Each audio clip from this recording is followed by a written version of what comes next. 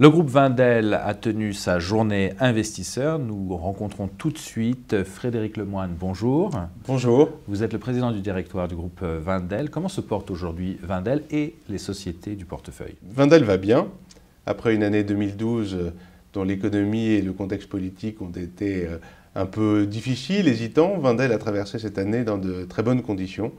Bureau Veritas a poursuivi sa croissance organique forte. Beaucoup d'autres sociétés du groupe également, comme Stahl ou Parcours.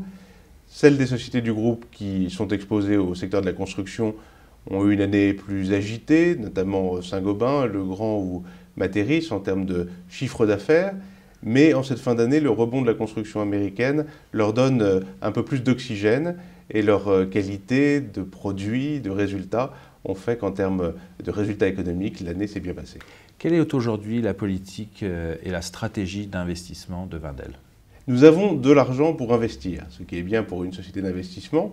Notre situation financière a été complètement assainie et fort de notre milliard d'euros de trésorerie, nous regardons beaucoup d'investissements en Europe, mais aussi en Amérique du Nord, États-Unis et Canada, et pour des montants plus modestes dans d'autres géographies, comme récemment en Afrique. Alors justement, vous venez d'annoncer un premier investissement qui aura lieu prochainement en Afrique. Pourquoi ces premiers pas en Afrique?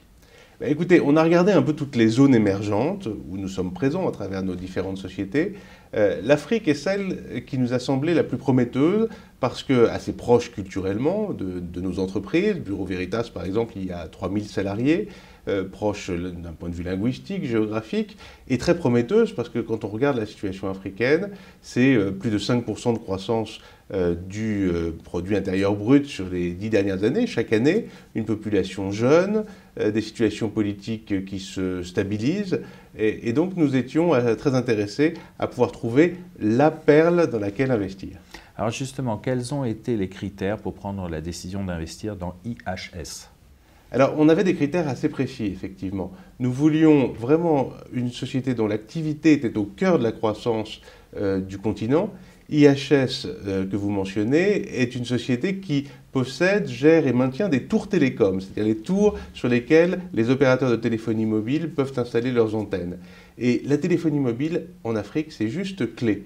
Parce qu'il n'y a pas suffisamment de téléphonie fixe, les moyens de communication terrestre sont souvent insuffisants, et la population a besoin de communiquer pour l'activité économique, a besoin aussi d'accès à Internet, et donc au cœur de la croissance du continent, il y a bien la téléphonie mobile. Donc c'était le premier critère, il était rempli.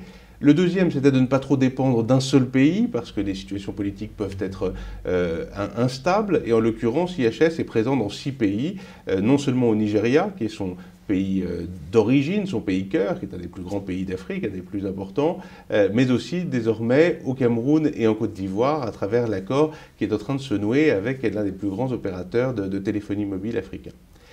Il y avait un troisième critère. Le troisième critère, c'était de pouvoir faire une opération avec des partenaires de confiance. Des partenaires qui connaissent bien l'Afrique. Nous faisons nos premiers pas en investissement direct en Afrique. Et c'est ce que nous avons trouvé, notamment avec la filiale de la Banque mondiale, International Finance Corporation, la Banque de développement des Pays-Bas, et 2 investisseurs privés particulièrement expérimentés en Afrique. Vous avez diminué votre dette de moitié en 3 ans. Quelles sont vos ambitions aujourd'hui concernant la dette?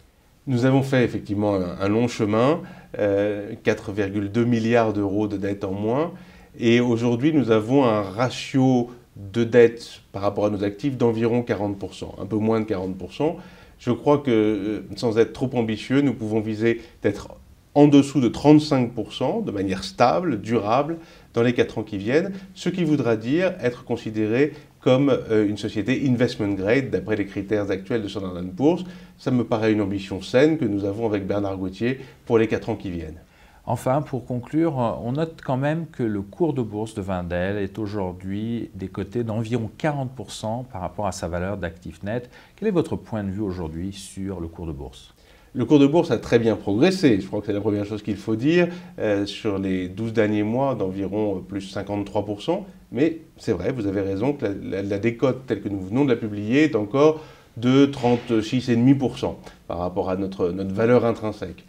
Écoutez, le marché décide la décote, moi j'en profite et c'est la raison pour laquelle nous avons racheté des titres Wendel qui nous paraissent décotés pour créer plus de valeur pour nos actionnaires. Si la décote se poursuit, nous continuerons à le faire. Frédéric Lemoine, président du directoire de Wendel, je vous remercie. C'est moi qui vous remercie.